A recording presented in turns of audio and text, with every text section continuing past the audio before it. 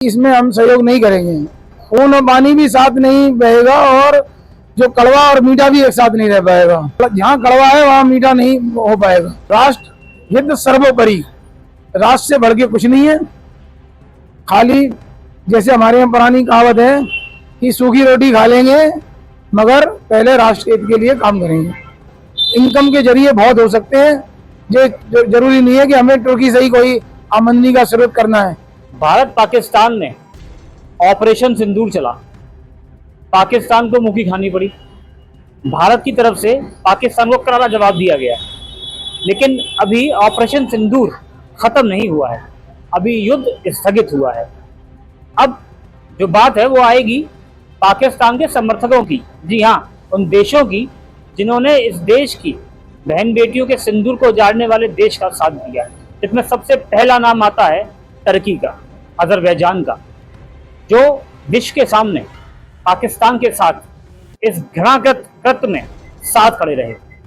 ठीक है, पाकिस्तान के साथ उनके जो रिश्ते रहे हैं, लेकिन इस मूवमेंट पे, इस हादसे में जो टर्की का रोल रहा है उससे पूरा देश नाराज है।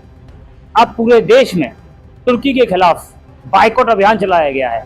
बाइकआउट तुर्की ट्रेंड कर रहा है। व्यापारियों ने टर्की से अपने रिश्ते खत्म कर दिए हैं। यूनिवर्सिटीज ने MOU साइन जो किए थे उनको निरस्त कर दिया है। ट्रैवल एजेंसीज बुकिंग नहीं ले रही हैं। बहुत सारी चीज़ें जो सेब का आयात है उसको बंद कर दिया गया है।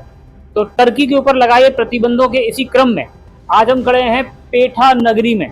जी हाँ, ताज नगरी, पेठा नगरी या आगरा कहें, बात एक ही है। आज हमारे साथ मौजूद हैं इस पेठा नगरी के पेठा एसोसिएशन, जो पेठा कुटीर उद्योग है, उस एसोसिएशन के अध्यक्ष राजेश जी। राजेश जी से बात करते हैं कि आखिर ऐसा क्या हुआ कि पेठा एसोसिएशन ने भी टर्की का बाइकआउट करने का मन बना लिया। आपको एक बात याद दिलाते चलें, टर्की जो मशहूर है वो दो चीज़ों के लिए है, एक अपने आगे पर्यटन स्थलों के लिए और अपने स्वादिष्ट व्यंजनों के लिए। तो अब उसके स्वादिष्ट व्यंजनों में पेठे का स्वाद नहीं मिलेगा। बात करते हैं राजेश जी से। राजेश जी, आपका बहुत बहुत स्वागत है जी। ये क्या सोच के आपने डिसीजन लिया कि अब टर्की पेठा नहीं जाएगा? राष्ट्र हित सर्वोपरि जी, और उसी को देख करके ये हमने निर्णय लिया है। हमारी पेठा एसोसिएशन ने, मैन्युफैक्चरिंग इकाइयों ने ये निर्णय लिया है कि टर्की में पेठा नहीं भेजा जाएगा।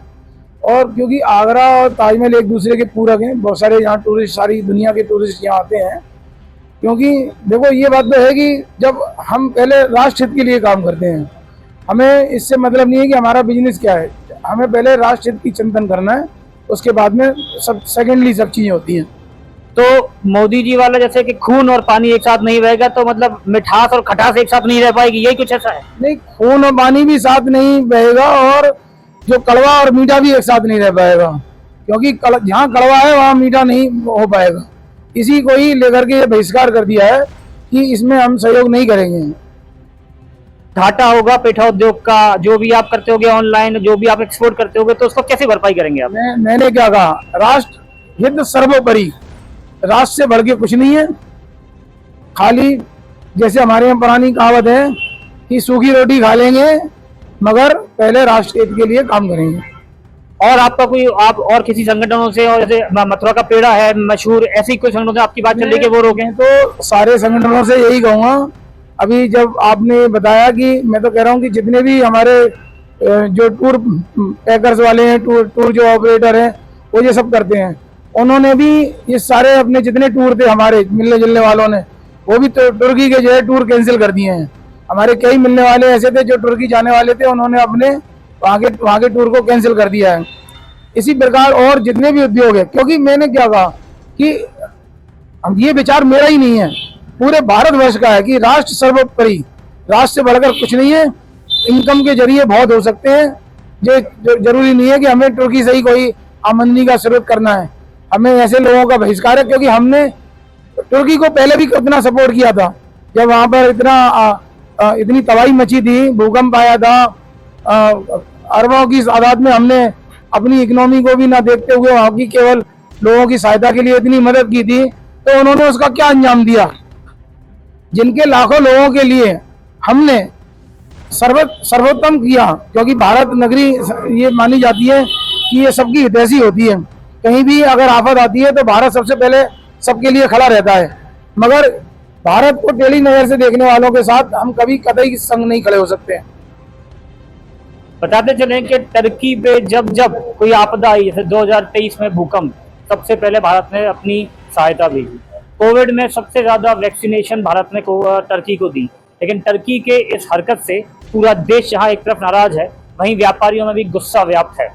अब शायद व्यंजनों के लिए मशहूर टर्की के थाली में आगरे का पेठा नहीं दिखाई देगा। Piyush Sharma, India news, Agra.